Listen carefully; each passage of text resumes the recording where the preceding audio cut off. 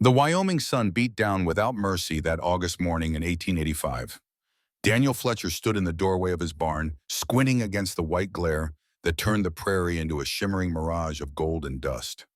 Sweat carved clean lines through the dirt on his face.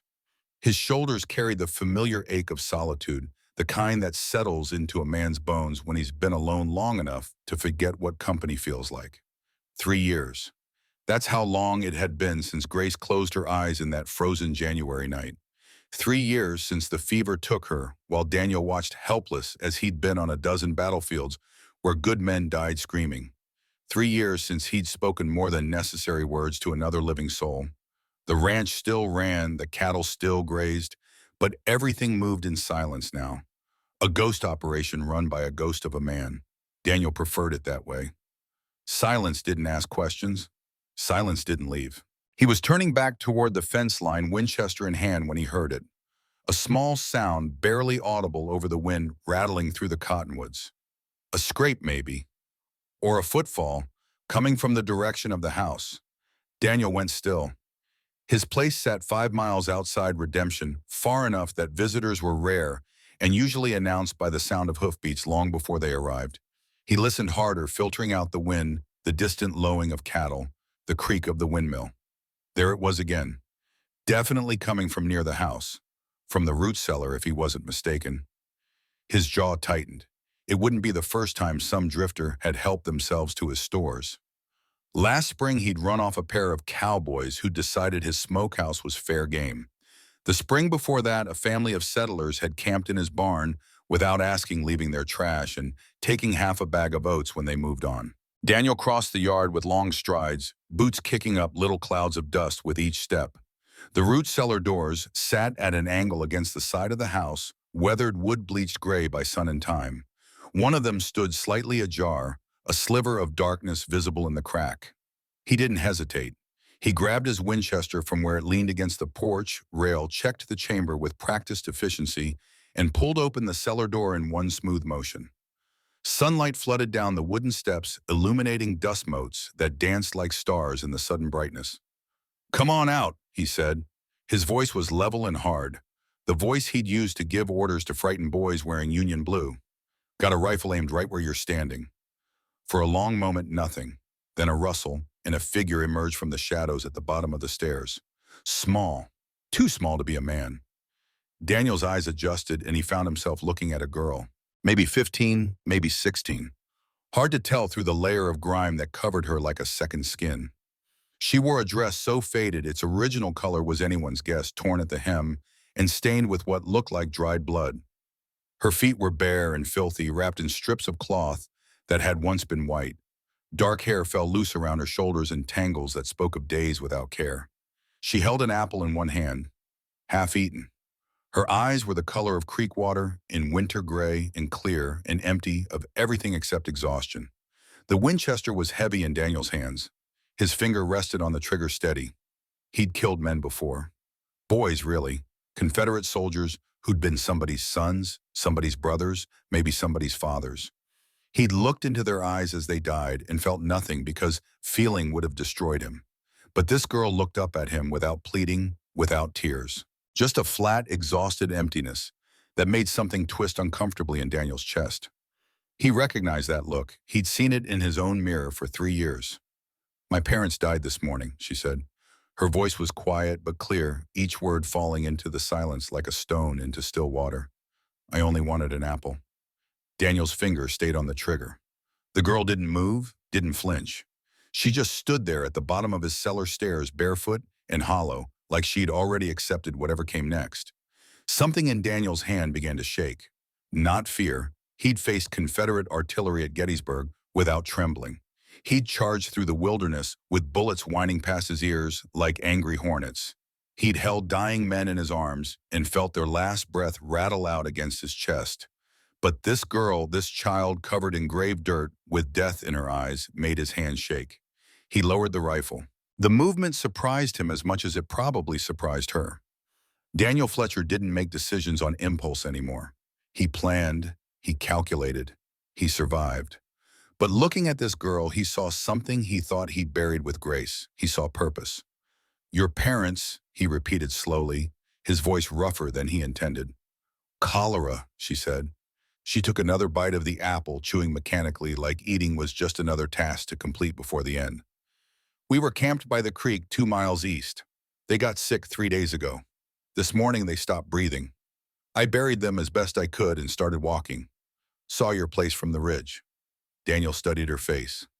No tears, no trembling. Just that terrible flatness, like something inside her had already died and was just waiting for her body to catch up. He'd worn that expression himself in the months after Grace. He wore it still most days. You eat that whole apple, he asked. Yes, sir. Take anything else? No, sir, just the one apple. I was going to leave before you noticed. The wind picked up, carrying the scent of sage and dry grass. Somewhere in the distance, a hawk cried out lonely and wild. Daniel looked at this girl child standing in his cellar, covered in grave dirt and road dust, and felt the weight of a choice settling onto his shoulders. He could send her on her way. Probably should. The town had a church charitable women who took in strays. It wasn't his responsibility. He'd chosen solitude, deliberately built it like a fence around his life after Grace died. Let someone else deal with orphans and their troubles. But the words that came out of his mouth surprised him. You hungry for more than an apple. The girl's eyes widened slightly, the first real expression he'd seen on her face. Sir. Got beans on the stove, Daniel said. Dishoyam. Cornbread from yesterday. You look like you could use a proper meal before you head wherever you're heading. She stared at him for a long moment as if checking for a trap. Then slowly she nodded.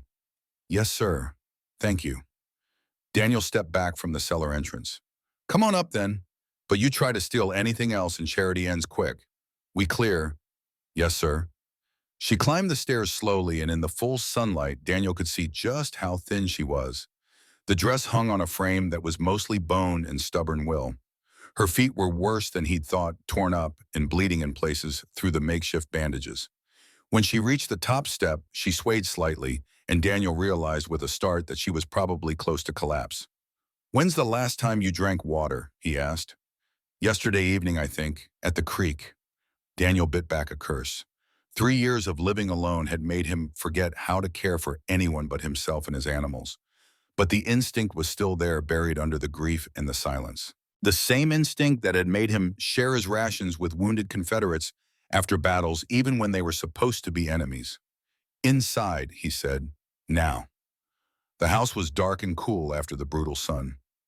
Daniel pointed her toward the table, a heavy oak thing that Grace had insisted they bring from Ohio, one of the few pieces of their old life that had survived the journey west.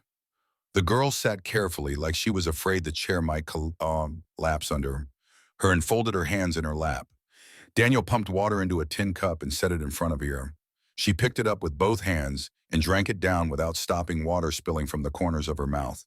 He refilled it twice more before she finally set the cup down and drew a shaking breath. Slowly now, he said, surprised by the gentleness in his own voice. You make yourself sick, it defeats the purpose. Yes, sir. He ladled beans into a bowl, cut a thick slice of cornbread, and put both in front of her. She looked at the food like it might vanish if she blinked. Then she picked up the spoon and started eating with careful, deliberate bites, the kind that said she'd gone hungry before and knew better than to rush. Daniel sat down across from her, his own plate forgotten. He should eat. He'd been working since dawn and his body needed fuel. But something about watching this girl consume beans and cornbread with the focused intensity of someone who didn't know when the next meal might come made his own hunger seem trivial. He'd seen that kind of hunger in the war. In the faces of civilians caught between armies, their homes burned, their crops destroyed. He'd seen it in his own men during the winter campaigns when supply lines broke down and they marched on empty stomachs through snow that came up to their knees. But he'd never expected to see it here in Wyoming in peacetime, in a girl who should have been worrying about dresses and dances instead of survival. Got a name? He asked. She swallowed before answering, her manners somehow intact despite everything. Emma. Emma Hayes. Daniel Fletcher. I know, she said. I heard people in town mention your name when we passed through last week. That surprised him. What did they say? Emma's spoon paused halfway to her mouth. That you kept to yourself, that your wife died and you didn't want company anymore. Accurate enough. They tell you anything else? That you were fair but hard. that you didn't suffer fools or trespassers. She met his eyes then, and for the first time he saw a flicker of something other than exhaustion, maybe defiance, maybe just honesty. I'm sorry I trespassed. I thought you wouldn't notice one apple. I thought I'd be gone before dawn. Where were you planning to go? The flicker died. I don't know, just away. Daniel leaned back in his chair, studying her. 15, maybe 16, orphaned, no family that she'd mentioned, barefoot and half-starved. The smart thing would be to feed her, give her some supplies, and send her into town. Redemption had a church, a pastor's wife who took pride in her charity work. They'd find a place for her. But even as he thought it, Daniel knew what would happen. A girl with no family, no prospects, no protection. She'd be passed around like an unwanted burden, working for her keep until she was old enough to marry whatever man was desperate or cruel enough to take a penniless orphan as a wife. He'd seen it before. The West was full of girls like that, ground down by circumstance until they disappeared entirely, their names forgotten, their stories untold. You got any kin? He asked. Anywhere. Emma shook her head. It was just the three of us. My father had a brother in Missouri, but they haven't spoken in 10 years. I don't even know if he's alive. What about your mother's people? Dead. Fever took them during the war. Daniel rubbed his jaw, feeling stubble rasp under his palm. The smart thing, the safe thing, the thing that would let him return to his carefully constructed solitude. But then he thought about Grace, about how she would have reacted if she'd found this girl in their cellar. Grace would have brought Emma inside without hesitation, would have fed her and clothed her, and probably invited her to stay as long as she needed. Grace had believed in helping people and doing what was right, even when it was hard. Daniel had lost that part of himself when she died. Or maybe he'd lost it even earlier in the war, when he'd learned that good intentions got men killed, and survival meant closing your heart to anything that might make you weak. But looking at Emma Hayes, he felt something crack open inside his chest, something that had been frozen for 3 years. You know anything about ranch work? He heard himself ask. Emma's eyes widened again. Sir, chickens, garden, cooking, mending. You know how to do any of that? Yes, sir. My mother taught me. We had a small place in Nebraska before things went bad. Daniel nodded slowly, already regretting the words forming in his mind, but unable to stop them. I could use someone around here, just temporarily, he added quickly, as much for his own benefit as hers. Until you figure out what you want to do. There's a room off the kitchen storage mostly, but it's got a window and a cot. You work for your keep, stay out of trouble, and when you're ready to move on, I'll stake you some supplies and point you in whatever direction you choose. The girl stared at him like he'd just spoken in tongues. You're offering me work, she said, slowly testing the words. A place to stay. Temporarily.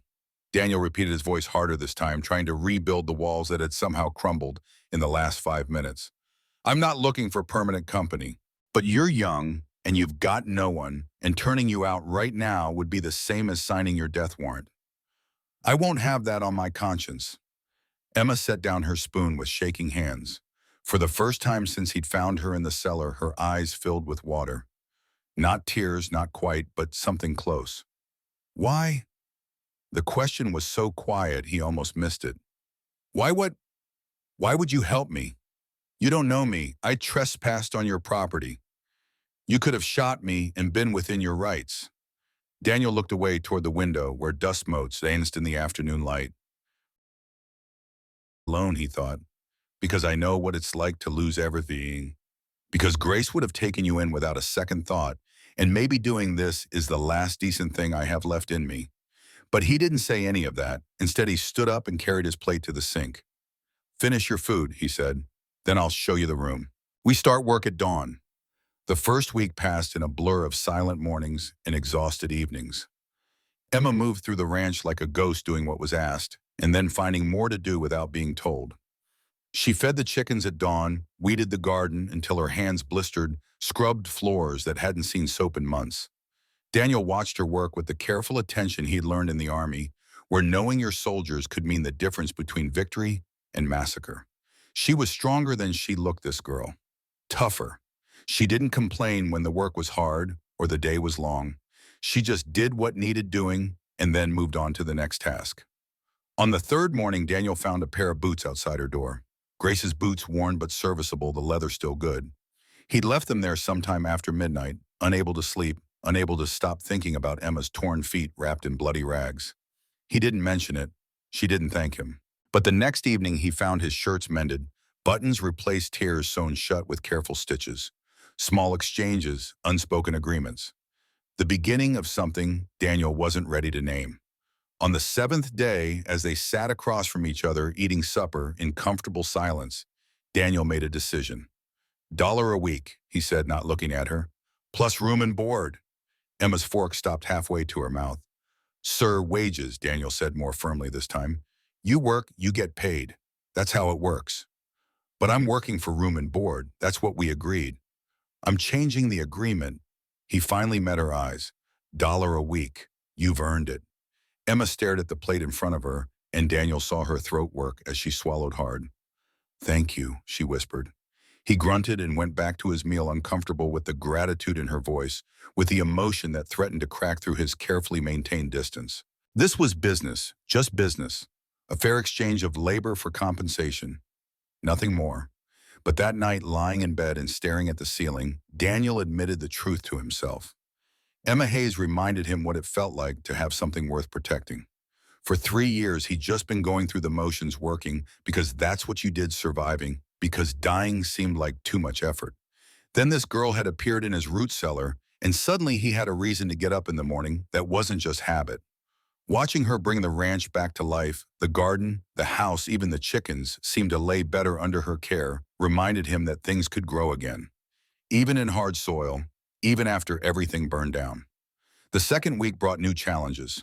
Daniel needed supplies from town, things he couldn't make or grow himself. Flour, sugar, coffee, nails for the fence repairs. He'd been putting it off, preferring the isolation of the ranch to the scrutiny of Redemption's Main Street. But supplies were supplies, and a man couldn't run a ranch on pride alone. He saddled his horse and looked at Emma, who was scattering corn for the chickens. You want to come into Redemption? He asked, trying to keep his voice casual. She went very still, her hand frozen in the feed bucket. No, sir, I'll stay here. You can't hide forever. I'm not hiding, but the fear in her eyes said otherwise. I'd rather not. Daniel studied her face, seeing the terror she was trying to bury under stubborn pride. He understood that fear. He'd felt it himself in the months after Grace died, when leaving the ranch meant facing sympathetic looks and awkward condolences from people who meant well, but couldn't possibly understand. All right, he said. I'll be back before dark. You need anything? No, sir. Thank you.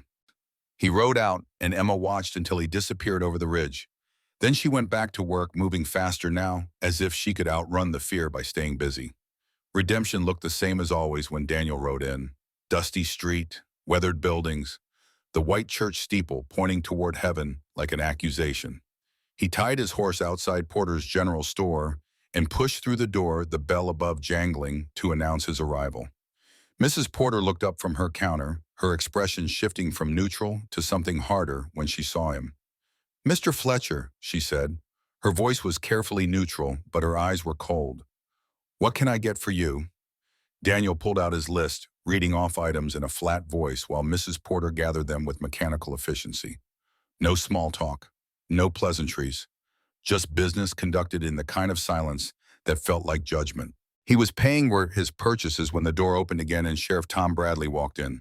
Tom stopped when he saw Daniel's surprise flickering across his weathered face. Dan, Tom said. Been a while? Tom. They looked at each other across the store, and Daniel felt the weight of shared history pressing down on him. Tom Bradley had saved his life at Gettysburg, had pulled him behind a stone wall while Confederate bullets chewed up the ground where Daniel had been standing. They'd fought side by side through 3 years of hell, had shared rations and whiskey and the terrible intimacy of men who'd seen each other at their worst. After the war, Tom had followed Daniel west, had stood up with him at his wedding to Grace, had been there the night she died. But in the 3 years since they drifted apart, Daniel's grief had built walls that friendship couldn't scale. How's the ranch? Tom asked, moving closer but keeping a careful distance like approaching a wounded animal. Fine. Heard you got some help out there. A girl. And there it was, the real reason Tom had stopped the question, hiding behind friendly concern. Emma Hayes, Daniel said, his voice hardening. She's working for wages, Room and board plus $1 a week. Tom nodded slowly, his eyes searching Daniel's face. People are talking, Dan. Mrs. Blackwood especially. She's got concerns. Mrs. Blackwood can keep her concerns to herself. I know how you feel, but she's got influence in this town. And a young girl living with a bachelor rancher, well, it raises questions. Daniel felt anger rise.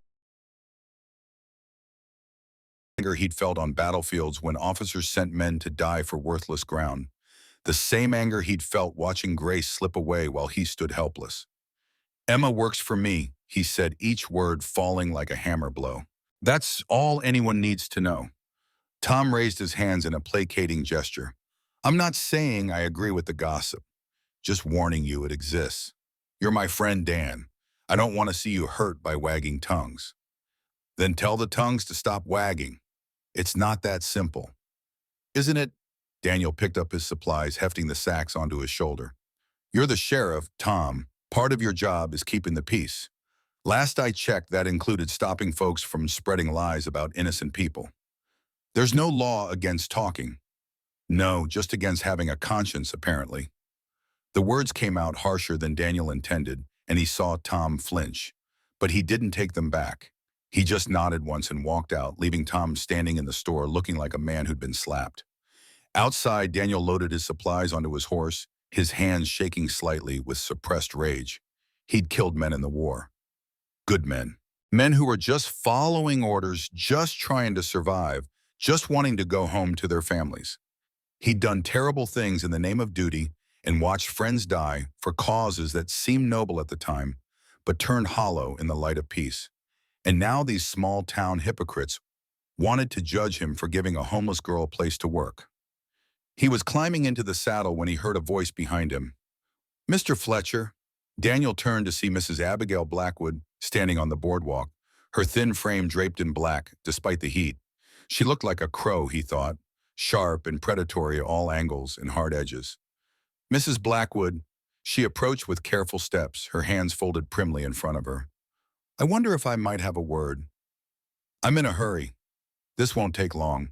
Her voice was sweet as poisoned honey. I've heard you've taken in a young woman. An orphan, I understand. Emma Hayes works for me. If that's your concern, you can rest easy. Oh, I'm not concerned about the nature of your employment arrangement, Mr. Fletcher. I'm concerned about the girl herself, a young woman without proper guidance, without Christian supervision, living alone with a man. It creates certain impressions. Daniel felt his jaw tighten. What kind of impressions? The unfortunate kind, the kind that damage reputations, both hers and yours. Mrs. Blackwood's smile didn't reach her eyes. I've come to offer a solution. I would be happy to take Miss Hayes into my household.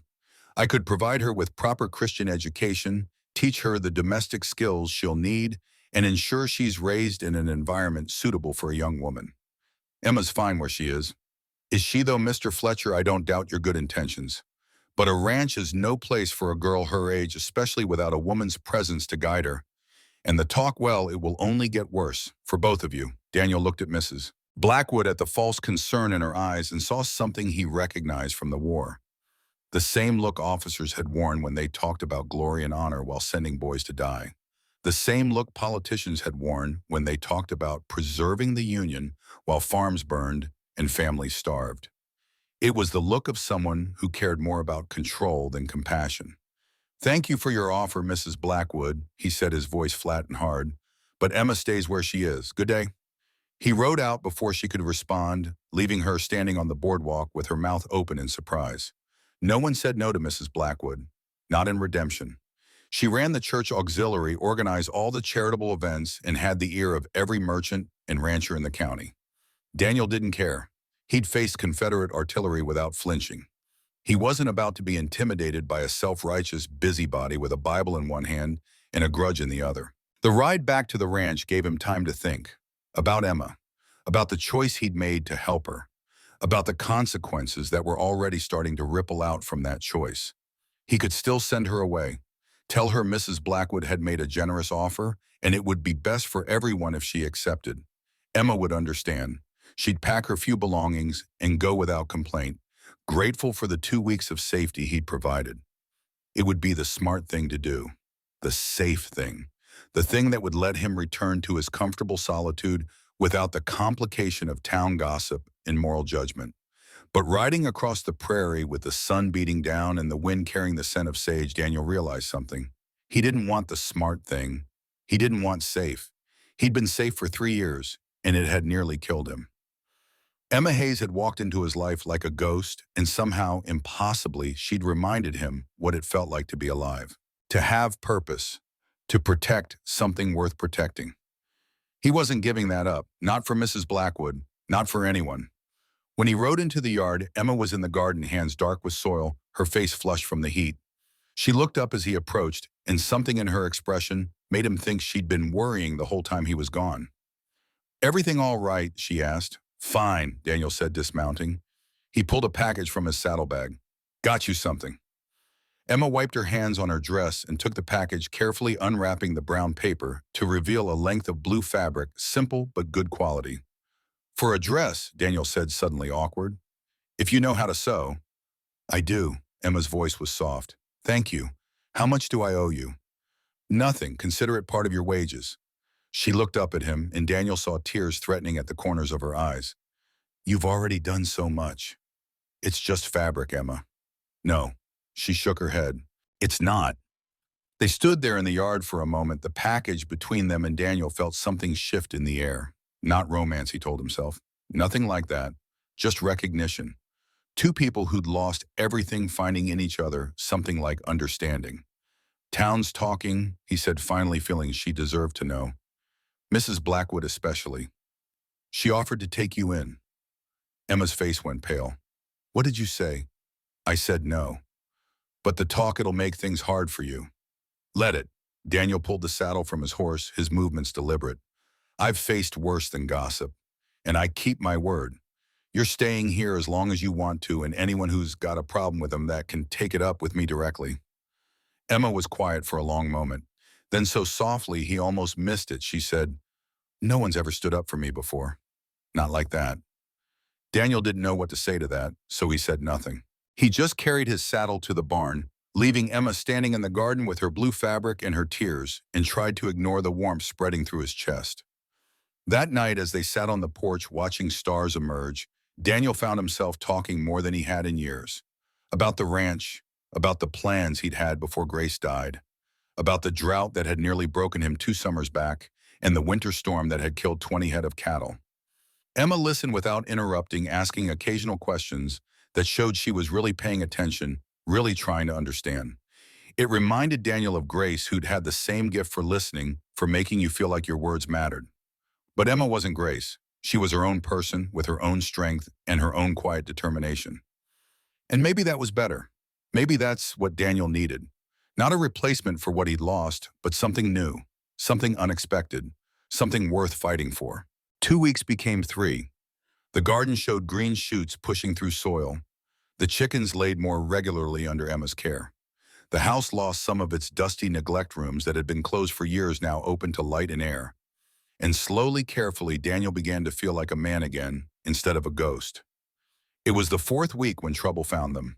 Daniel was checking fence line on the north pasture when he saw the riders coming. 3 men on horseback moving at an easy pace across his land, without permission, without invitation. He recognized 2 of them as hands from the Morrison Ranch 5 miles west. The third was younger, maybe 18, with the cocky slouch of someone who thought the world owed him something. Daniel's hand moved to the pistol at his hip as he rode to intercept them. On his land, without asking. That was trespassing, and in Wyoming territory, that could get a man shot. "Fletcher," the oldest one called out, reining in his horse. His name was Wade Morrison, Daniel remembered. Owner of the biggest spread in the county, and a man who thought money gave him the right to do whatever he pleased. "Morrison, you're on my land. Just passing through, wanted to have a word." "You want to have a word, you come to my door like civilized people. You don't ride across my property like you own it." Wade's smile didn't reach his eyes. "No offense intended, Fletcher. Just heard some interesting talk in town. Figured I'd come see for myself if the rumors were true." "What rumors would those be?" "That you got yourself a young girl living up at your place. Pretty thing, folks say. Raising some eyebrows, if you know what I mean." Daniel felt rage building in his chest, hot and sudden. But he kept his voice level and his hand steady on his gun. What I do on my own property is my business. Not yours, not anyone's. The younger rider spoke up, grinning. Just seems odd is all. Lonely widower taking in a pretty young girl. Makes a man wonder what kind of arrangement you got there. The implication hung in the air like gun smoke. Daniel's vision narrowed, focusing on the young man's smirking face. He'd killed men for less during the war. Stupid boys who didn't know when to keep their mouths shut. You got something to say, Daniel said, his voice dropping to the tone he'd used before, ordering men to fix bayonets. Say it plain. Wade held up a hand, playing peacemaker. Easy now, Fletcher. We're just delivering a message. Mrs. Blackwood asked us to check on you, make sure everything's on the up and up, and to remind you that the offer still stands. She'd be happy to take the girl and give her proper supervision. Tell Mrs. Blackwood to mind her own damn business. That's not very neighborly. Neither is trespassing. Daniel's hand tightened on his pistol, and the three riders saw it. Wade's smile faded. The younger one stopped grinning. Even the third rider, who'd been silent until now, shifted in his saddle. You threatening us, Fletcher? Wade asked, his voice harder now. I'm telling you to get off my land. You got to the count of 3. For a moment, the air felt tight with possibility. 3 against 1 wasn't great odds, but Daniel had faced worse. And he was on his own land, which gave him the legal right to defend it. The riders knew that. They also knew Daniel Fletcher had survived Gettysburg and the wilderness. A man didn't walk away from those battles without knowing how to kill. 1, Daniel said. Wade gathered his reins, turning his horse. Your funeral, Fletcher. Just don't say we didn't warn you. 2. They rode off before he reached 3, moving fast now, their casual arrogance replaced by something closer to fear. Daniel watched them go, his hand still on his gun, his heart pounding with adrenaline and rage. He'd made an enemy today. Wade Morrison wasn't the type to forget a perceived insult, but Daniel didn't care. He'd faced real enemies in the war, men who wanted him dead for the crime of wearing blue instead of gray. Wade Morrison was just a bully with money, and Daniel had dealt with plenty of those. When he got back to the house, Emma was hanging laundry sheets, snapping in the wind. She took one look at his face and went still. What happened? He told her. All of it, and as he spoke, he watched her face close down, that terrible flatness returning to her eyes. I should leave, she said when he finished. No. Mr. Fletcher, if my being here causes you trouble with your neighbors, with the town, I can't. I won't be responsible for that. Emma, Daniel stepped closer, looking her directly in the eyes. I don't care about trouble. I've lived through a war. I watched good men die for causes that turned out to be lies. I buried my wife when I was helpless to save her. Trouble doesn't scare me anymore. But your reputation, your business? My reputation is my own to manage. And as for business, I built this ranch once from nothing. If I have to do it again, so be it. But you're staying here as long as you need to, and I don't care what Morrison or Mrs. Blackwood or the whole damn town thinks about it. Emma looked down at her hands twisted together at her waist. I don't understand. Why would you risk all this for someone you barely know? Because you remind me that there are still things worth fighting for, Daniel thought. Because watching you bring this place back to life has reminded me what it feels like to hope. Because in 4 weeks, you've become more real to me than anyone it has been in 3 years. But he didn't say any of that. Instead, he picked up the laundry basket and carried it toward the house. Because it's the right thing to do, he said, and I'm too old and too stubborn to let other people tell me what's right anymore. Behind him, Emma stood in the yard with clean sheets billowing around her, and for the first time since her parents died, she felt something unfamiliar bloom in her chest. Hope. That hope was tested 3 days later when the storm came. Daniel woke before dawn to the sound of wind screaming around the corners of the house, rattling shutters, and tearing at anything not nailed down. He dressed quickly and went to the window, peering out into darkness, broken only by occasional flashes of lightning that turned the world stark white for half a second before plunging it back into black. The chickens, the horses, the cattle in the north pasture, including 3 cows ready to calve. If this storm spooked them, they'd scatter and he'd lose half the herd. He grabbed his coat and hat, both already soaked from yesterday's rain, and headed for the door. Emma was already in the kitchen, fully dressed, her hair braided tight against Heard it coming, she said. What do you need me to do? Get the chickens into the hen house and bar the door. Check the root cellar, make sure it's sealed tight. Then get back inside and stay there. What about you? I've got to get the horses into the barn and check on the cattle. Some of them are about to calve. If this storm spooks them, they'll run and we'll lose everything. Lightning cracked close enough to make the window shake. Emma grabbed her shawl, wrapping it tight. I'm coming with you, she said. Like hell you are. That wind will knock you flat. Then we'll both get knocked flat together. Her jaw was set in that stubborn line he'd come to recognize. You can't do all of this alone, and you know it. Stop wasting time arguing and tell me what to do. Daniel wanted to refuse, wanted to keep her safe inside where the storm couldn't touch her. But she was right. The ranch was too big, the storm too fierce for one person to manage alone. And standing there looking at her determined face, he made a decision he'd probably regret. Fine, you take the chickens and secure the barn. I'll get the horses. Then we both go for the cattle. But you do exactly what I say when I say it. Understood. Understood. They pushed out into the maelstrom together. The wind hit like a physical thing, stealing breath and nearly knocking Emma sideways. Daniel grabbed her arm, steadying her, and then they split apart. Him heading for the corral where the horses were already panicking, eyes rolling white with fear. Her running toward the chicken coop, where terrified birds squawked and fluttered against the wire. Daniel wrestled 3 spooked horses into the barn, their hooves striking sparks from the hard-packed earth, their bodies trembling with terror.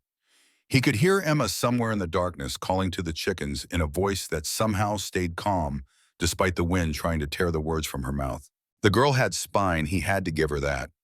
Rain came in sheets now cold and brutal, turning the yard into a river of mud. By the time they'd secured the barn and the coop, both of them were soaked to the bone and shaking. But there was no time to rest.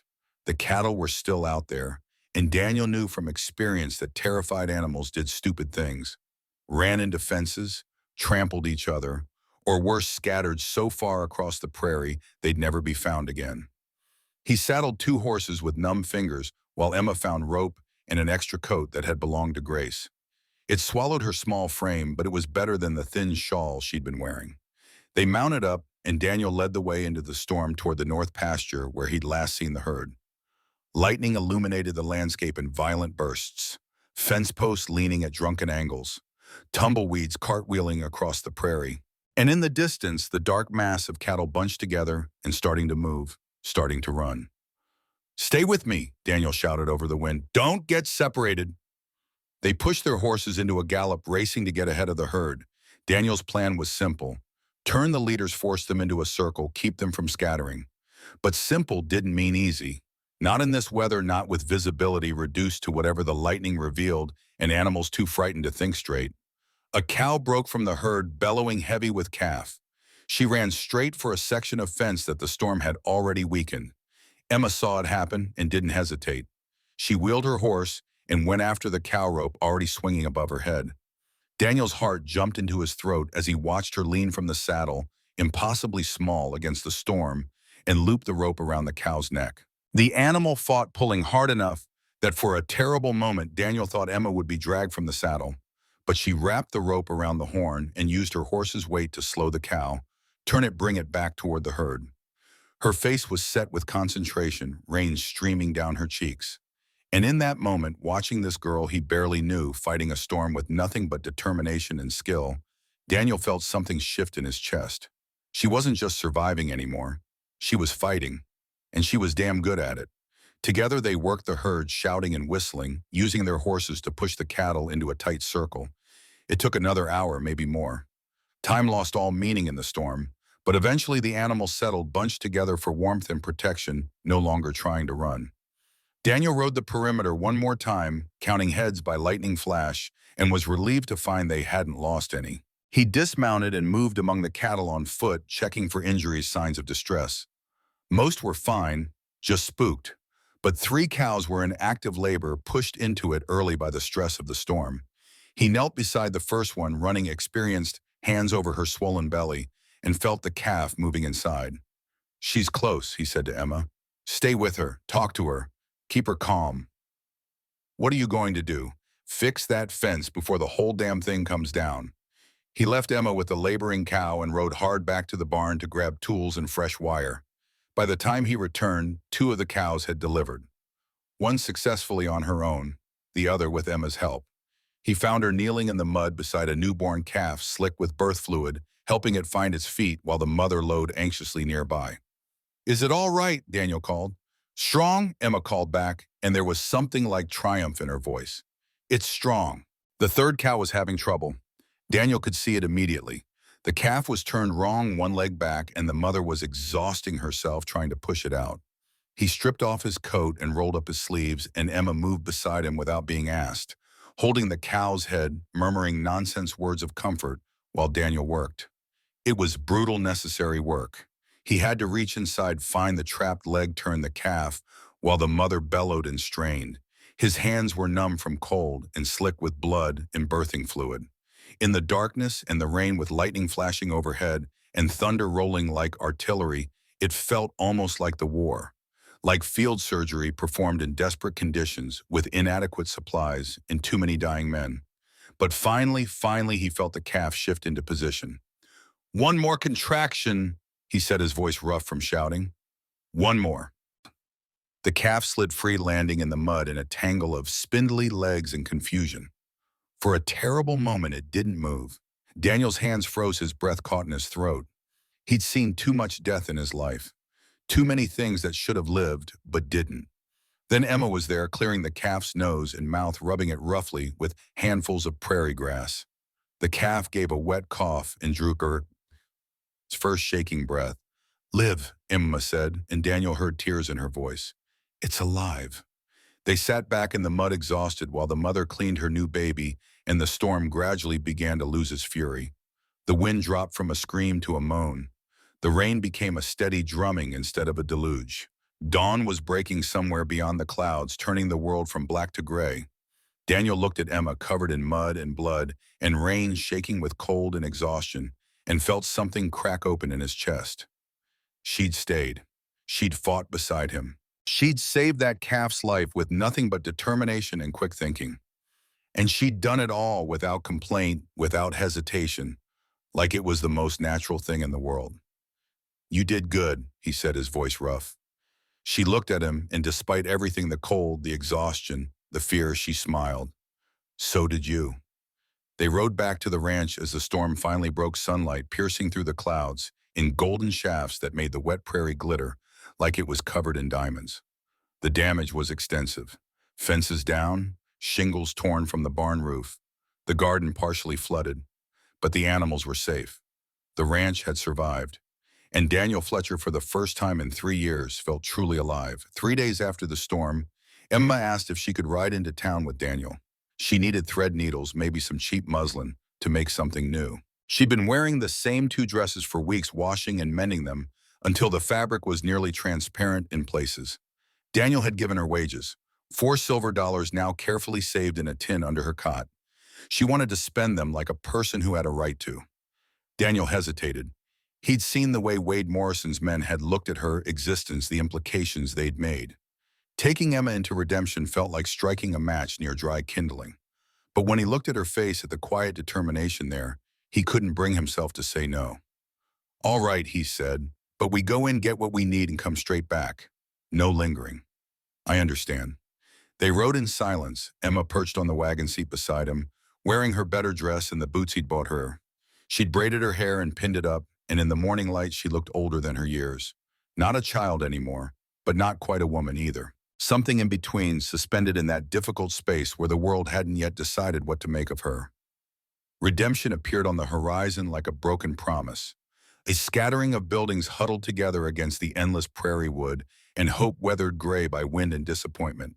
The main street was wide enough to turn a wagon, lined with a general store, a saloon, a blacksmith shop, and the white steepled church that stood like a judgment at the far end of town. It was Sunday, which meant people. Families in their church clothes gathered in small clusters outside the general store. Women with their marketing baskets. Men smoking and talking politics. Daniel felt every eye turn as he pulled the wagon to a stop in front of Porter's Mercantile. "Stay close," he said quietly. Emma nodded, but her face had gone pale. They climbed down from the wagon, and Daniel held the door for her.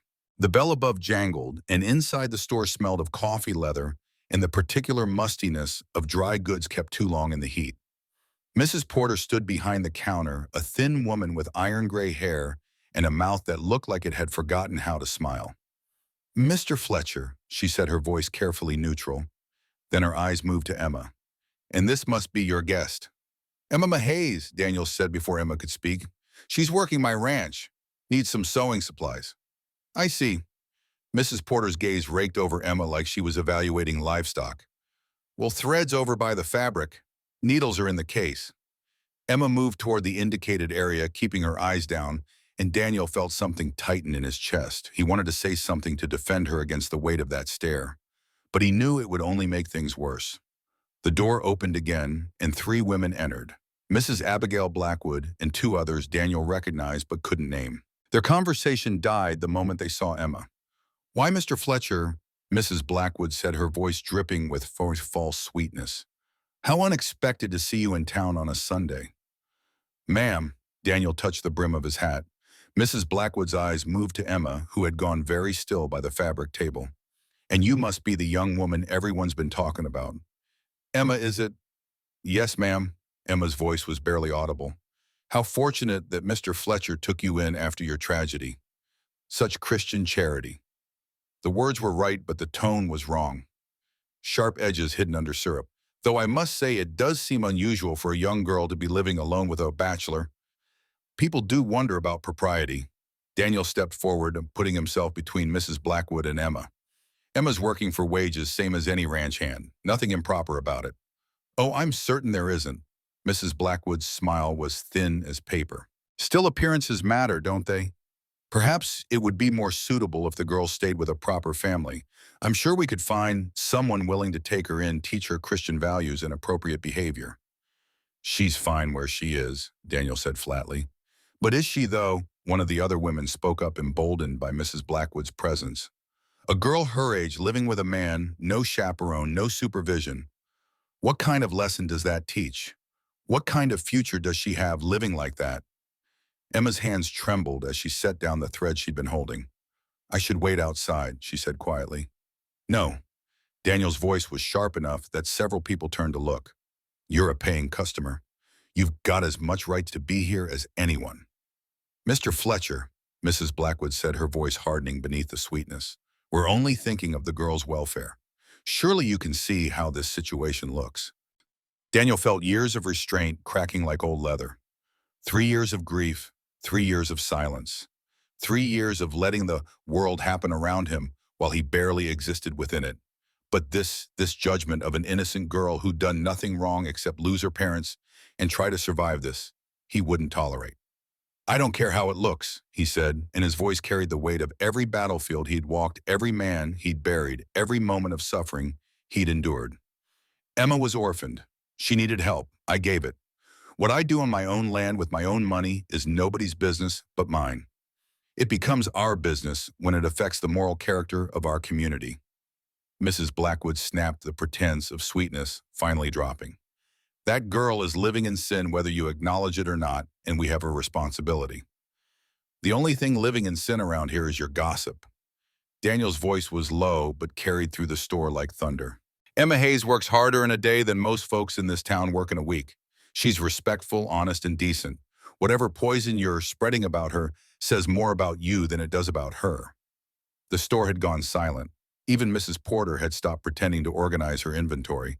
Mrs. Blackwood's face flushed red, her mouth opening and closing like a landed fish. "How dare you?" she finally managed. "I am a deaconess of this church, a pillar of this community." "Then act like it," Daniel said. "Show some actual Christian charity instead of using it as an excuse to tear down a girl who's already lost everything." He turned to Emma, who stood frozen by the fabric table, her face white. "Get what you need. We're leaving." Emma's hands shook as she gathered the thread and needles, fumbling with her small purse to count out coins. Mrs. Porter took the money in silence, not meeting her eyes. The other customers had backed away, creating a circle of empty space around them like they were contagious. Outside, the bright sunshine felt like an assault. Daniel helped Emma into the wagon, aware of faces watching from windows, from the church steps, from every corner of the town. He climbed up beside her, took the reins, and guided the horses into a turn. They were halfway down the street when Emma spoke. "You shouldn't have done that. Someone needed to. They'll make your life miserable now." Daniel kept his eyes forward. "Let them treat me." But as they rode out of Redemption, leaving the white church steeple behind them, he felt the weight of what he'd just done settling onto his shoulders. In a town like this, crossing Mrs. Blackwood wasn't just social suicide. It was economic. She had the ear of every merchant, every rancher, every person who mattered. If she decided to make things difficult, she could turn Redemption against him completely. Beside him, Emma sat in silence, clutching her small package of thread and needles like they might anchor her to something solid. Tears tracked down her cheeks, but she made no sound. Just wept quietly while the prairie rolled past and the sun climbed higher in a merciless sky. The consequences came faster than Daniel expected. Within a week, merchants started raising prices when he came to shop. A bag of flour that had cost 5 cents last month now cost 10. Coffee went from 15 cents to 25. When Daniel questioned it, the answer was always the same, delivered with false sympathy. "Costs have gone up, Mr. Fletcher. Nothing personal." Supply orders he'd placed were suddenly delayed. "Wire fence for repairs.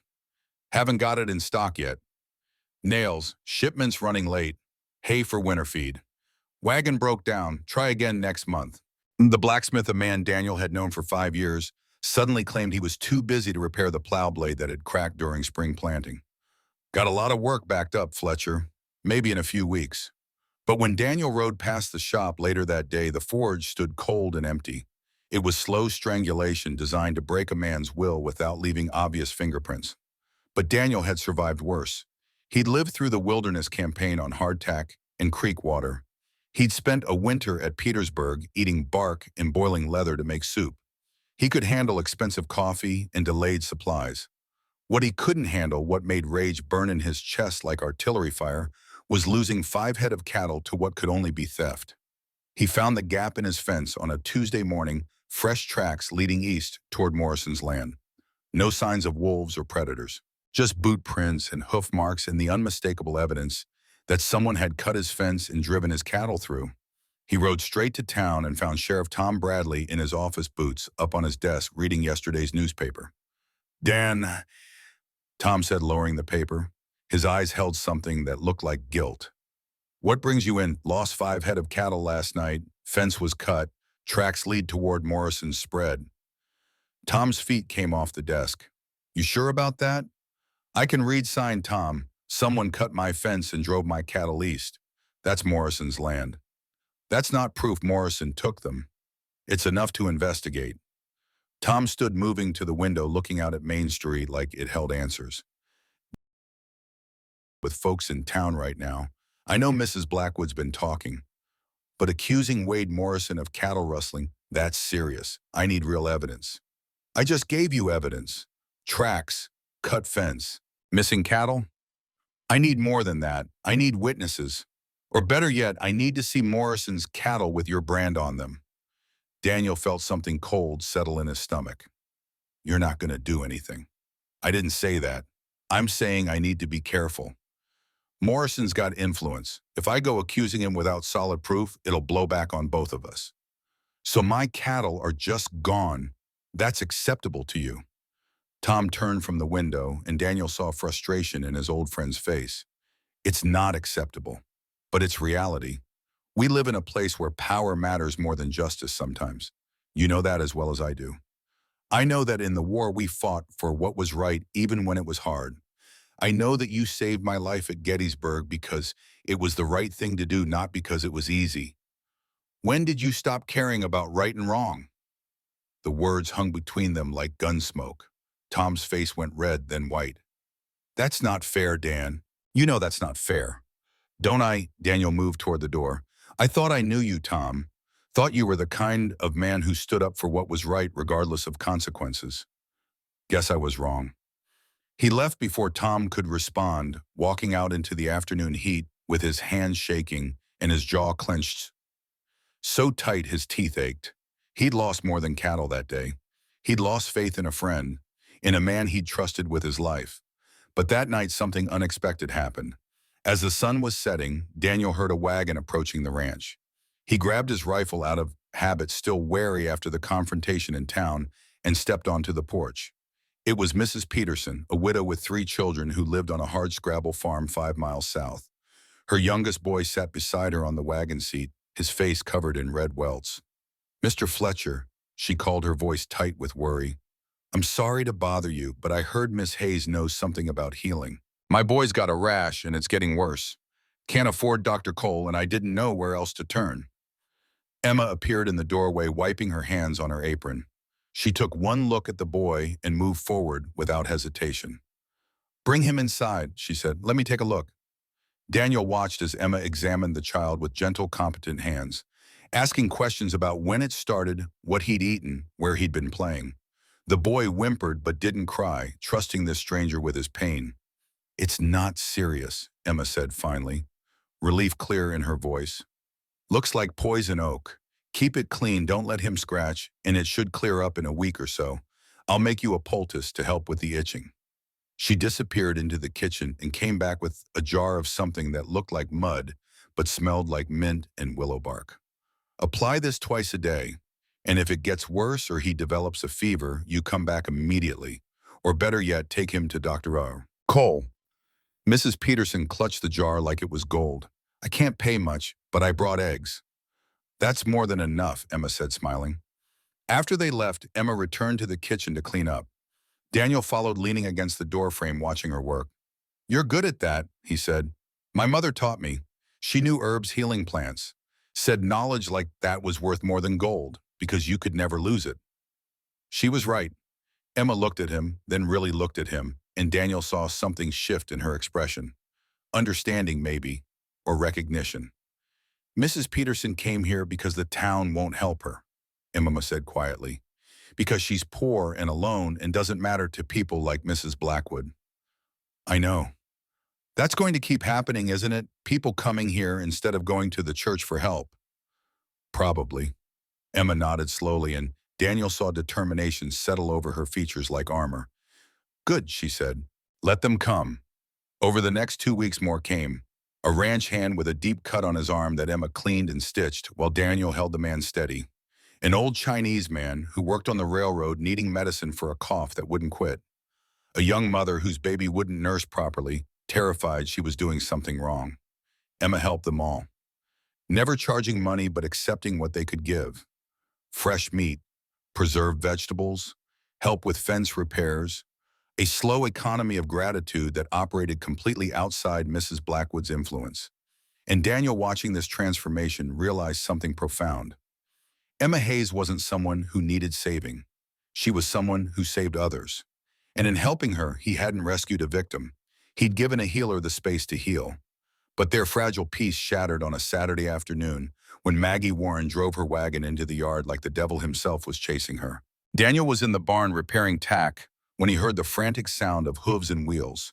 He grabbed his rifle and stepped outside, squinting against the afternoon sun. Maggie Warren was a widow, 28 years old, trying to keep a small farm running with just herself and her 10-year-old son. Daniel knew her by sight, had nodded to her in town a few times, but they'd never spoken more than pleasantries.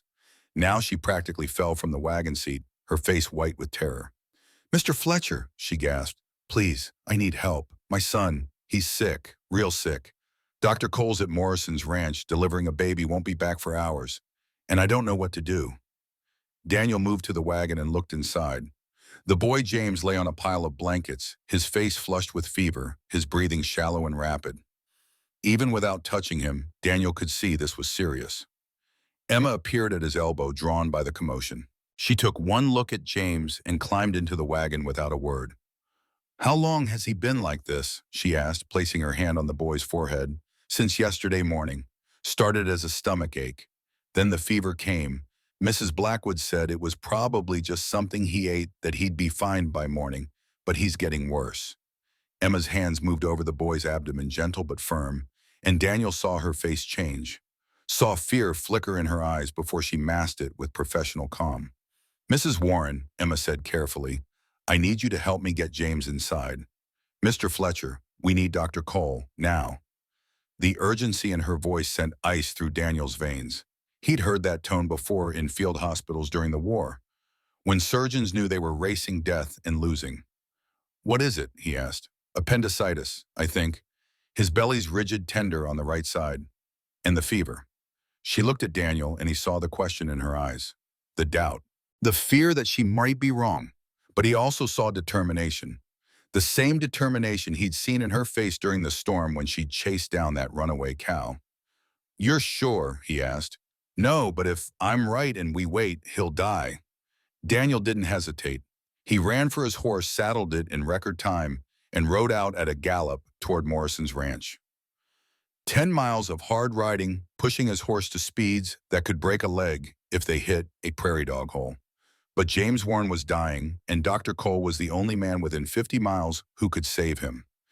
Behind him, Emma and Maggie carried the boy into the house, into Daniel's own bedroom, the only space clean and quiet enough for what might come. Emma worked with steady hands despite the fear coursing through her.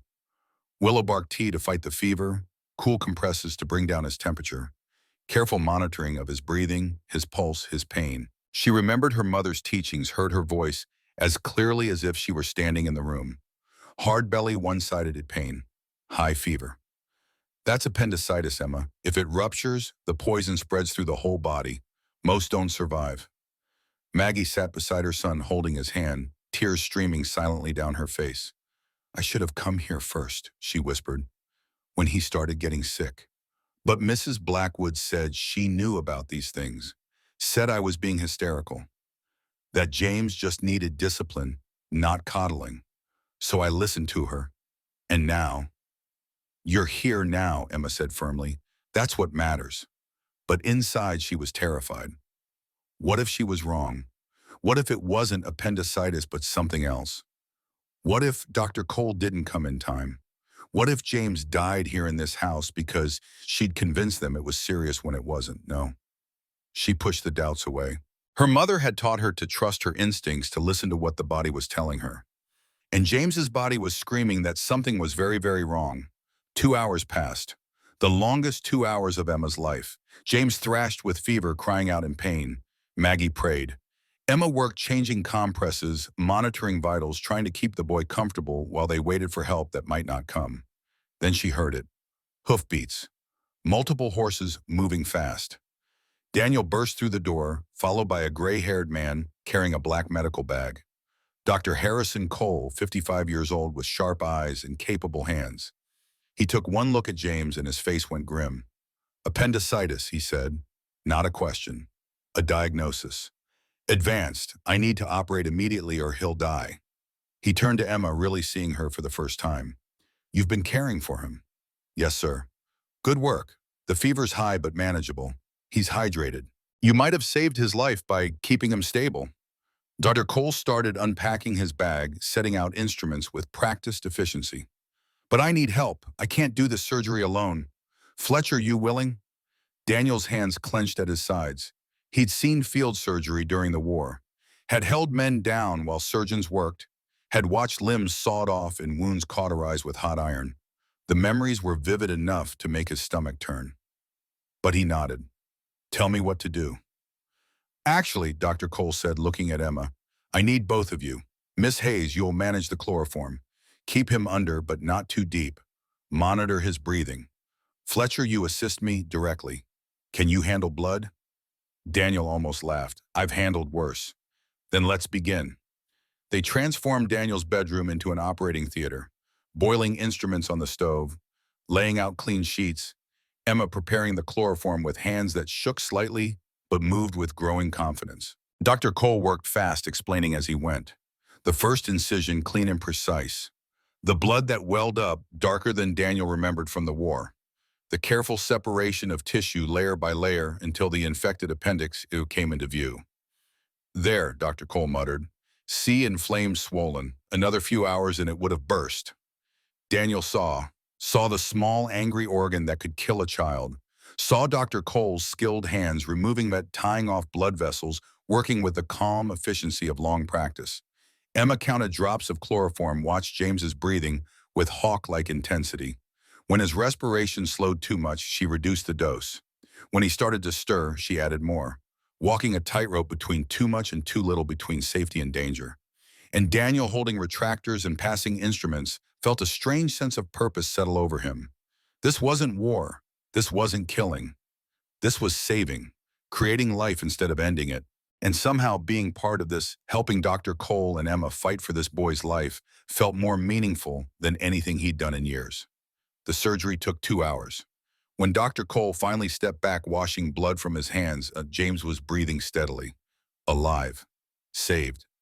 Maggie collapsed into a chair, sobbing with relief. Dr. Cole looked at Emma with something like respect. "You have a gift for this young lady," he said. "Ever think about studying medicine properly?" Emma gave a tired laugh. "I'm an orphan with no money, Dr. Cole. Medical school isn't exactly an option." "Pity." He packed his instruments, his movements slowed by exhaustion. "But talent doesn't need a degree.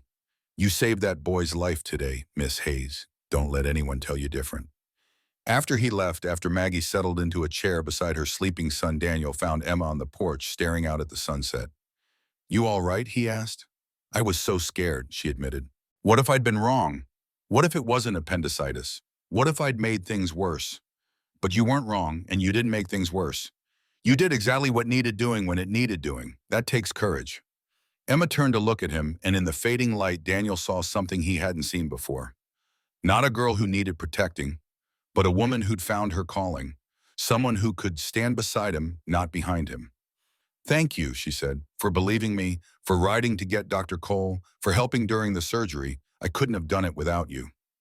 "We did it together," Daniel said, and meant it. The news spread through Redemption like wildfire.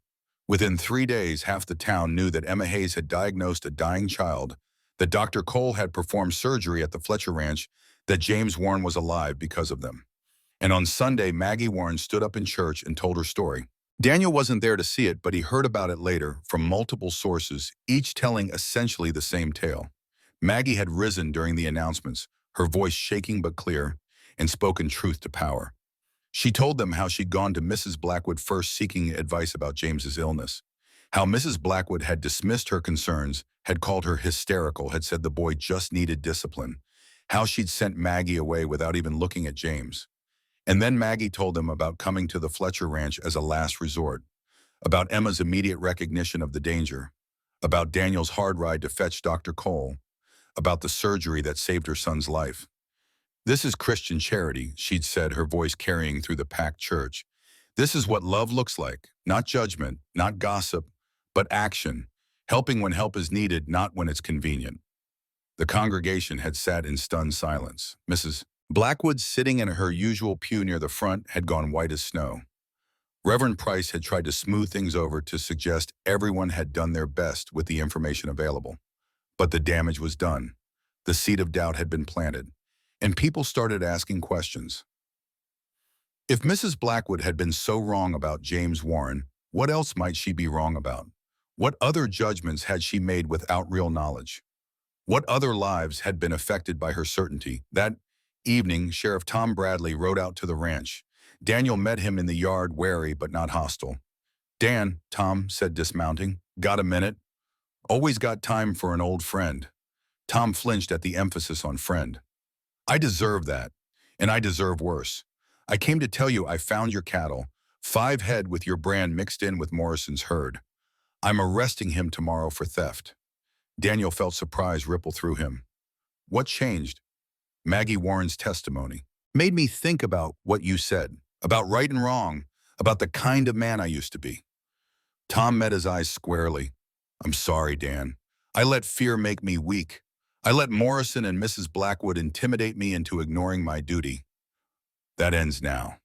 Daniel studied his old friend's face and saw genuine remorse there, genuine determination. The man who'd saved his life at Gettysburg finally finding his courage again. "Takes guts to admit when you're wrong," Daniel said. "Thank you, Tom."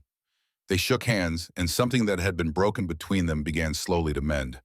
But the real shift in redemption came from an unexpected source. 2 days after Tom's visit, Reverend Price appeared at the ranch looking nervous but determined.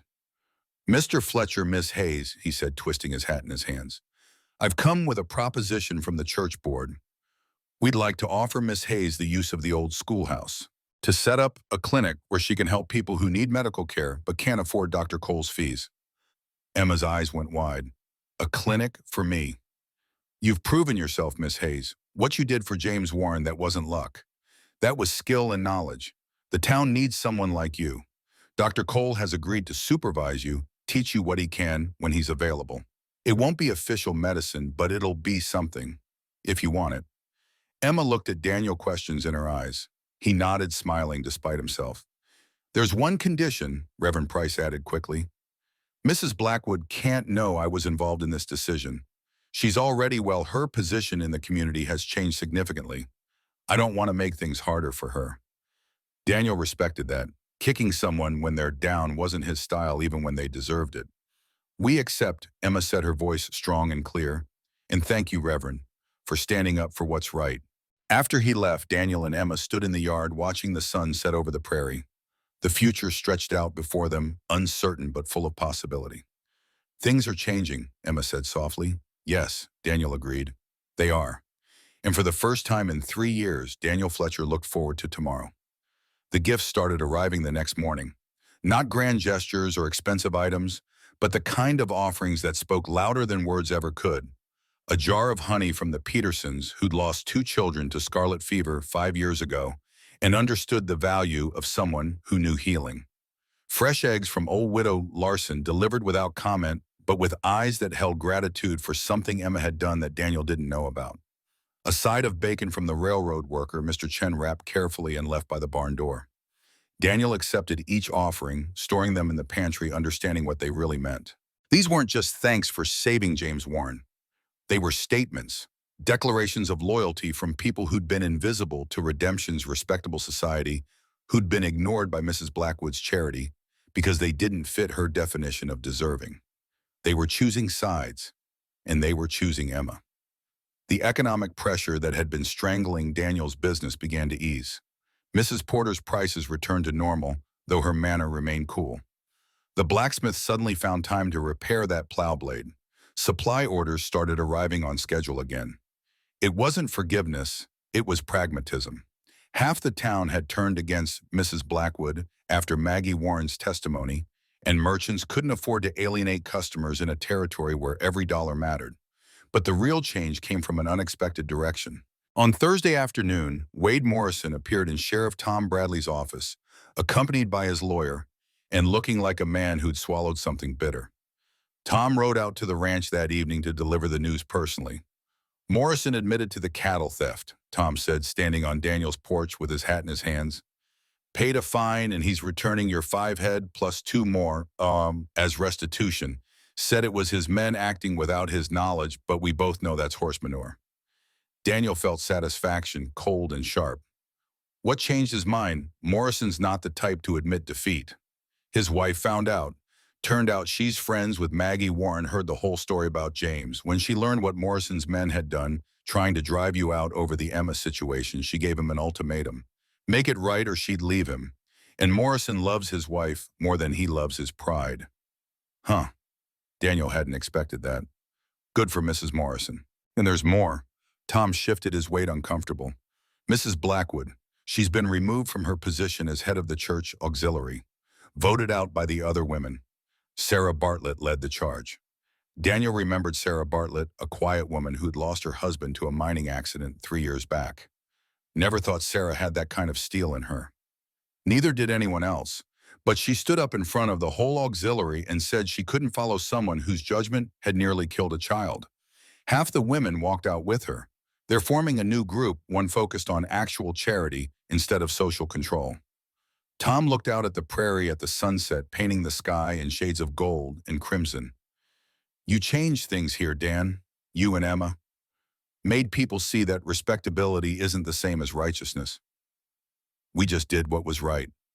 That's more than most people do. Tom settled his hat back on his head. Anyway, thought you should know. Morrison won't trouble you again. And Mrs. Blackwood, well, she's got her own problems now. After Tom left, Daniel sat on the porch processing the news. He'd won. The town had chosen his side over Mrs. Blackwood's. Emma was safe. The ranch was secure. So why did he feel so uneasy? The answer came 2 days later when Mrs. Abigail Blackwood herself appeared at the ranch, driving her buggy alone, looking diminished somehow. Smaller. older. Daniel was mending fence when he saw her approaching. He set down his tools and walked to meet her, wary but not hostile. Emma emerged from the house wiping flour from her hands, and Daniel waved her back inside. Whatever Mrs. Blackwood had come to say, he'd handle it. "Mr. Fletcher," she said, not getting down from the buggy, "might I have a word? You're having one. In private, if possible." Daniel hesitated, then nodded. He led the way to the porch, far enough from the house that Emma wouldn't overhear, but close enough that he could call for help if needed.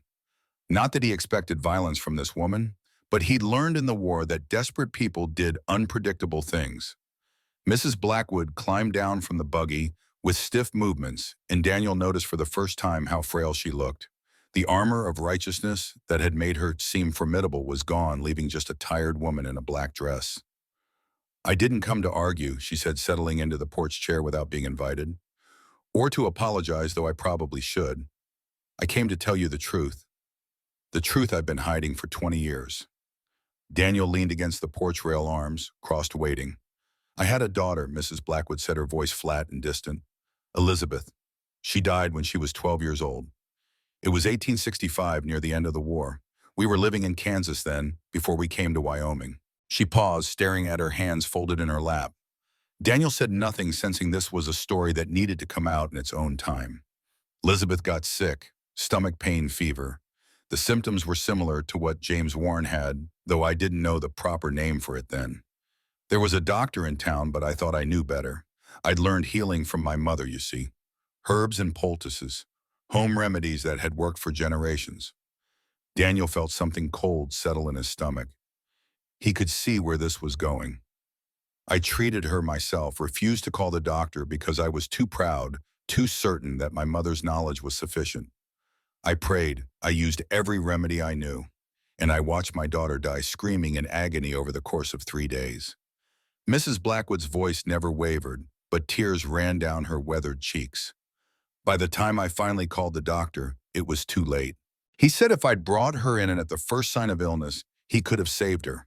But I waited, because I thought I knew better. She looked up at Daniel then, and he saw devastation in her eyes. The kind of pain that never heals, just scabs over and breaks open again and again. When I saw Emma helping people, making diagnoses, acting like a healer without proper training, it terrified me. Because I did that. I thought folk knowledge was enough, and my daughter died because of my arrogance. "Emma's different," Daniel said quietly. "She knows her limits." She called for Nicole. "I know that now, but in the moment all I could see was myself. All I could think about was preventing another mother from losing a child the way I lost Elizabeth." "So you tried to control Emma, to stop her from helping people?" "Yes," Mrs. Blackwood's voice was bitter. "I told myself I was protecting people, but really I was punishing myself, trying to prevent others from making my mistake, even though their situation was nothing like mine." Daniel was quiet for a long moment, watching the sun move lower on the horizon.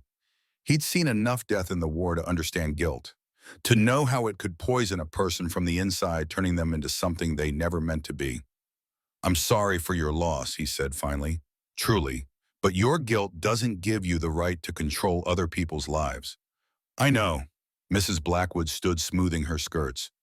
"The church auxiliary voted me out yesterday. Most of my friends have stopped calling. My husband barely speaks to me anymore. I've lost everything I spent 20 years building. What will you do?" "I don't know. Leave redemption, probably. Start over somewhere else." She moved toward her buggy, then paused. "For what it's worth, Mr. Fletcher, I'm glad James Warren survived. I'm glad Emma was there to help him. I was wrong about her, about you, about everything." She climbed into the buggy and drove away, and Daniel watched her go with mixed feelings. He couldn't forgive her for what she'd tried to do to Emma, for the pain she'd caused, the trouble she'd made. But he could understand her, could see the broken mother beneath the self-righteous busybody. The war had taught him that people were complicated, that good people did terrible things, and terrible people sometimes had reasons that made sense from inside their own pain. It didn't excuse Mrs. Blackwood, but it explained her. Emma appeared beside him, moving silently as a ghost. "I heard," she said. "Some of it, anyway. She lost a daughter 20 years ago." That doesn't make it what she did right. No, but it makes it human. Daniel looked at Emma, at this girl who'd survived her own losses with such strength. You going to be all right? I think so. Emma leaned against the porch rail beside him. I feel sorry for her. Is that strange? No, it's compassionate. There's a difference. They stood in comfortable silence as the sun touched the horizon, painting the sky in impossible colors. And Daniel realized something profound. Emma hadn't just brought life back to his ranch. She'd brought it back to him. Reminded him that the world was bigger than his grief, that there were still things worth fighting for, worth living for. 1 week later, Reverend Price returned to the ranch with formal papers. The church board had voted unanimously to let Emma use the old schoolhouse as a medical clinic. Dr. Cole had agreed to supervise her work, teach her what he could, provide guidance when cases got complicated. It's not a real medical practice, Reverend Price said apologetically. You won't be able to call yourself a doctor or treat serious injuries without Dr. Cole present. But for basic care, minor illnesses, preventive medicine, you'll have the church's full support. Emma held the papers with trembling hands. This is more than I ever dreamed possible. You've earned it, Miss Hayes. The whole town knows what you did for James Warren. Half of them are talking about bringing their children to you instead of riding all the way to Dr. Cole's office for every little thing. After Reverend Price left, Emma walked to the edge of the property and looked out across the prairie. Daniel followed, giving her space but staying close enough to be there if she needed him. I want both, she said suddenly. The ranch and the clinic. Is that selfish? It's a big bomb, but it means less time here, less time helping you with the work. Daniel considered that. The ranch did need 2 people to run properly. But Emma's healing skills were a gift that shouldn't be wasted tending chickens and pulling weeds. We'll figure it out, he said. Hire someone to help with the heavy work maybe. A ranch hand who needs room and board more than wages. Emma turned to look at him, and something in her expression made Daniel's breath catch. You do that, change how the ranch works just so I could have the clinic. Emma. He moved closer, drawn by something he couldn't name. You've already changed how everything works. The ranch, the town, me. What's one more change? Daniel. She said his name like a question, like a prayer. I need to tell you something. But before she could continue, they heard hoofbeats. Multiple riders moving fast. Daniel's hand went automatically to his hip where his pistol rested, and he stepped in front of Emma without thinking. 6 riders appeared over the ridge. Wade Morrison in the lead, followed by 3 ranch hands Daniel recognized. Behind them, Mrs. Blackwood in her buggy, driven by her husband. And bringing up the rear, Reverend Price, looking deeply uncomfortable. They formed a semicircle in the yard, and Daniel felt Emma press close to his back, her hand clutching his shirt. Morrison, Daniel said, his voice flat and hard. You're on my land again. Thought we settled this. We did. Morrison's face was grim. I'm not here to cause trouble, Fletcher. I'm here because Mrs. Blackwood asked me to come. Said she needed witnesses for something. Mrs. Blackwood climbed down from her buggy with her husband's help. She looked different than she had a week ago. Still worn, still diminished, but with a strange kind of peace in her eyes. Mr. Fletcher, Miss Hayes, she said formally, I've come to make a public statement, with witnesses present so there can be no doubt about what was said. Daniel's hand stayed on his pistol. What kind of statement? An apology and a retraction. Mrs. Blackwood took a deep breath. I have spent the past 6 months spreading lies and innuendo about Miss Hayes and about your character, Mr. Fletcher. I accused you of impropriety, questioned Miss Hayes's morals, and used my position in the church to turn this community against you. I did this not because I had evidence of wrongdoing, but because my own guilt and grief made me see danger where none existed. She paused, looking at Emma directly. Miss Hayes, you saved James Warren's life. You have helped dozens of people in this community with skill and compassion, and I repaid your kindness by trying to destroy your reputation. For that, I am truly sorry. Emma stepped out from behind Daniel, her chin raised. Why now? Why here with all these people watching? Because a private apology means nothing. I damaged you publicly. I should make amends the same way. Mrs. Blackwood gestured to Morrison, to Reverend Price, to her husband. These people will spread the word that I was wrong, that you and Mr. Fletcher have done nothing improper. that any talk suggesting otherwise is false. Morrison cleared his throat.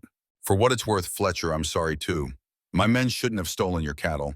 I shouldn't have let Mrs. Blackwood's talk influence me into thinking you were doing something wrong. You're a good man. Always have been. Daniel felt something loosen in his chest. Not forgiveness, not quite, but understanding. These people weren't, they were just flawed like everyone else. Like him. Apology accepted, he said. Now get off my land before I change my mind. Morrison actually smiled at that and tipped his hat. Fair enough. Come on, boys. They rode out, leaving just Mrs. Blackwood and her buggy. She climbed back in, but before leaving, she looked at Emma one more time. You have a gift, Miss Hayes. Don't let anyone, including me, make you doubt that. Use it well. Then she was gone, and Daniel and Emma stood alone in the yard as dust settled around them. That was unexpected, Emma said. People surprise you sometimes. Do they? Emma turned to face him fully. Daniel, we were interrupted before. I was trying to tell you something. I remember. She took a deep breath, and Daniel saw determination settle over her features. The same determination he'd seen in the storm and the surgery, in every moment where she'd refused to back down or give up. I love you, she said simply. I don't know when it happened. Maybe during the storm, or during James's surgery, or maybe in all the small moments between. But it's true, and I know you might not feel the same way. I know I'm just a girl you took in, that you're still grieving, Grace, that this might be the last thing you want to hear. Daniel's heart was hammering in his chest, but Emma kept talking, the words spilling out like she'd been holding them too long. But I needed you to know, because in a few days I'm going to start working at the clinic. I'll be spending time in town away from the ranch, away from you, and I can't do that without being honest about what I feel, what I want. Emma, Daniel found his voice finally. What do you want? You, she said so quietly he almost missed it. I want you, not as my employer or my protector, but as my partner, my equal, my husband if you'd have me. The world seemed to stop. Daniel stared at this girl, this woman who'd walked into his life like a ghost and brought him back from the dead, who'd reminded him what it meant to have purpose, to fight for something worth fighting for. You're proposing, he said, half laughing from shock. I am. Emma's chin lifted. My mother always said women didn't have to wait for men to do everything. So yes, Daniel Fletcher, I'm asking, will you marry me? Daniel felt something crack open inside his chest, something that had been frozen for 3 years, sealed away with Grace's death. Not grief exactly, but the ability to hope, to believe that life could hold joy again, that tomorrow might be better than today. Emma, I'm 23 years older than you. I'm a widower with ghosts that wake me up screaming some nights. I've killed men, good men. I've got debts and a struggling ranch and a reputation that's only just starting to recover. I know all that, and you still want to marry me. I don't want to marry you despite those things, Daniel. I want to marry you because of who you are, in spite of them. You survived a war and kept your humanity. You lost your wife and still found room in your heart to help a stranger.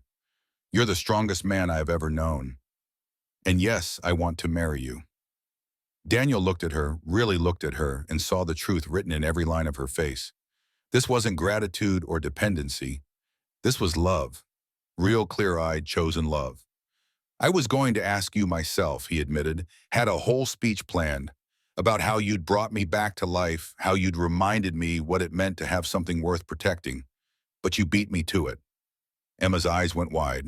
You were tonight, actually, after supper. I had this whole thing worked out.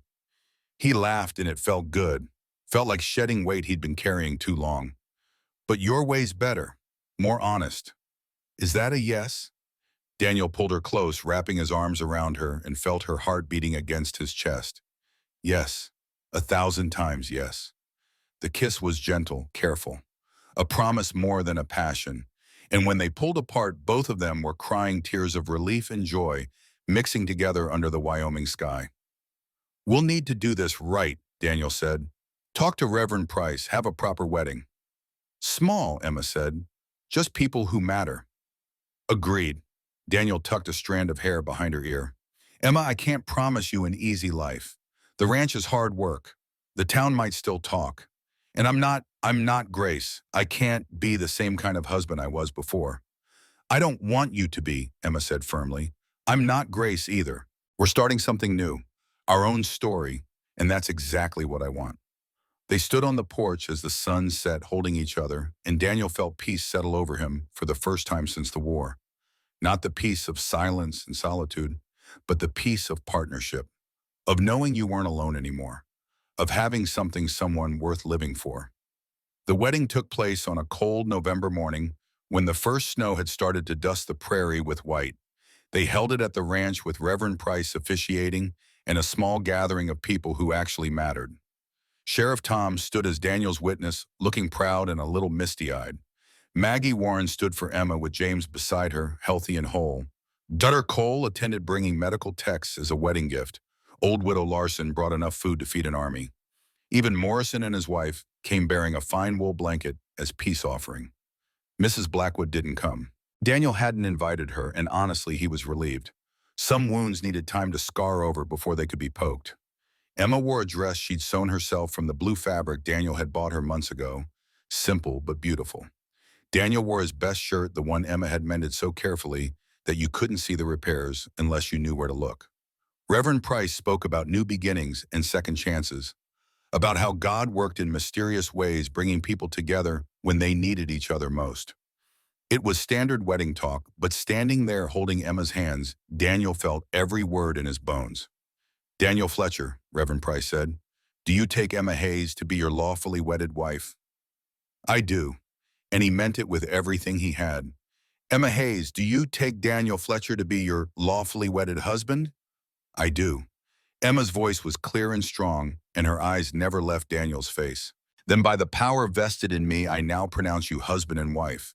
Daniel, you may kiss your bride.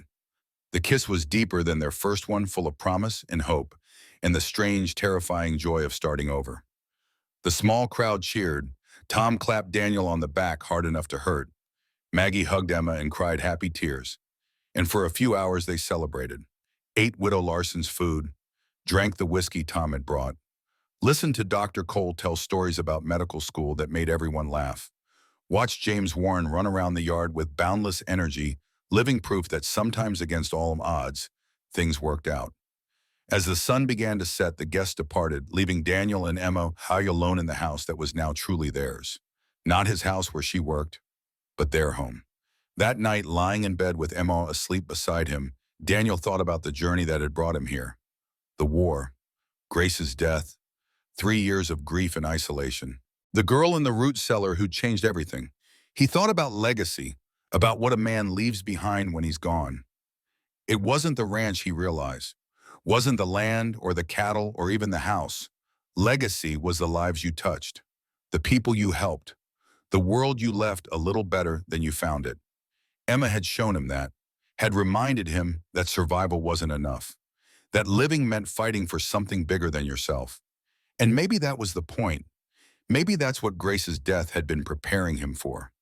Not to replace her, but to be ready when someone else needed him. To be strong enough to stand up for what was right, even when the whole town stood against him. He pulled Emma closer, feeling her warmth, and finally let himself hope for the future. 6 months passed. Spring came to Wyoming, bringing green grass and newborn calves and the promise of another year. The clinic opened on a Tuesday in March. Emma worked there 3 days a week, seeing patients who couldn't afford Dr. Cole's fees or who just wanted the gentler touch of someone who listened more than lectured. She treated rashes and set broken fingers and delivered babies when Dr. Cole was too far away to come in time. The ranch adjusted. Daniel hired a young man named Peter, fresh off the immigrant boat from Germany, who worked for room and board while learning English. The garden expanded to the south field, providing vegetables they sold in town for extra income. The cattle herd grew, slowly recovering from Morrison's theft in the hard winter. It wasn't prosperity, it was sustainability. A life built on hard work and careful planning and the understanding that some days you scrape by and that was enough. Daniel and Emma fell into rhythms. Morning coffee before dawn, planning the day's work. Evenings on the porch talking about patience and cattle and small-town politics. Nights where they held each other and sometimes made love and sometimes just slept exhausted from the work of living. Some things stayed hard. Money was always tight. The clinic brought in more goodwill than Chaya since most patients paid in eggs or labor. A few people in town still whispered about the age difference, about impropriety, though the whispers had lost their venom. Mrs. Blackwood stayed in redemption, living quietly on the edge of town. Daniel saw her sometimes in the general store, and they nodded to each other with careful respect. Not friendship, but not enmity either. Just acknowledgement of shared history and mutual understanding. The nightmares still came. Some nights Daniel woke screaming, trapped in memories of Gettysburg or the wilderness. Emma learned to hold him through it, to speak softly until he remembered where he was, who he was, that the war was over and he'd survived. And slowly, very slowly, the nightmares came less often.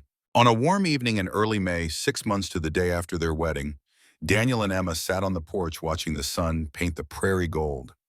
Emma had her medical journal open, recording notes about a difficult birth she'd attended that morning. Daniel was mending harness, his hands moving with the automatic precision of long practice. "Mrs. Chen's baby stopped breathing today," Emma said without looking up. "Just for a moment, I thought I'd lost him." "But you didn't." "No, Dr. Cole taught me a technique, clearing the airway, stimulating breathing. It worked. The baby's fine." She set down her pen. "But I was so scared, Daniel. What if next time it doesn't work? Then you'll have done everything you could. That's all anyone can ask." Emma closed the journal and moved to sit beside him. "How did you do it in the war? How did you keep going when people died despite your best efforts?" Daniel thought about that, about the men he'd tried to save and lost, about Grace dying while he held her hand and prayed to a God who didn't seem to be listening. "You remember them," he said finally. "You carry them with you, and you use what they taught you to save the next person. That's how you honor the dead, by fighting harder for the living." Emma leaned against his shoulder, and they sat in comfortable silence as stars began to emerge. A coyote called in the distance, lonely and wild. The wind carried the scent of sage and growing things. "What are you thinking about?" Emma asked. "Legacy," Daniel said, "about what we leave behind." "And what do we leave?" "Not buildings or land or money. Those things fade." He set aside the harness and wrapped his arm around her. "We leave the people we help, the lives we change. James Warren gets to grow up because you saved him. That's legacy. He'll have children someday, grandchildren, all because you knew what to do when it mattered. What about you? What's your legacy?" Daniel considered that. "I survived a war when good men didn't. I lost my wife but kept going. I found you in my root cellar and chose to help instead of turning away. And now we're here building something that matters. That's legacy enough for any man." Emma was quiet for a long moment. Then she said very softly, "I'm pregnant." Time stopped. Daniel's hand froze on her shoulder. His breath caught in his throat. "What? I'm pregnant. About 2 months along, I think. I wanted to be sure before I told you." Daniel felt emotions crash through him like artillery fire. Joy and terror and hope and fear all tangled together. A child, another chance at fatherhood, another life to protect, to love, to possibly lose. "Daniel." Emma pulled back to look at his face. "Say something, please."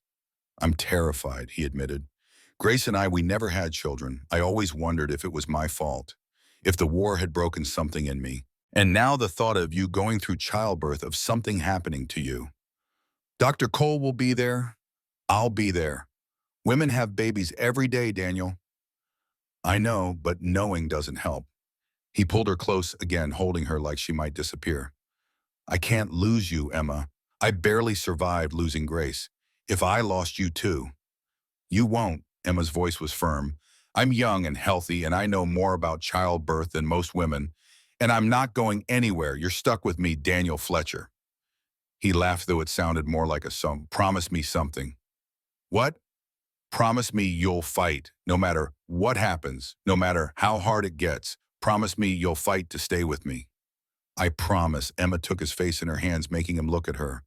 "I promise I'll fight. And you promise me something too. Promise me you won't let fear steal your joy. This baby, our baby, that's something worth celebrating." Daniel thought about all the things he'd lost, all the death he'd seen, all the pain that had shaped him into the man he was.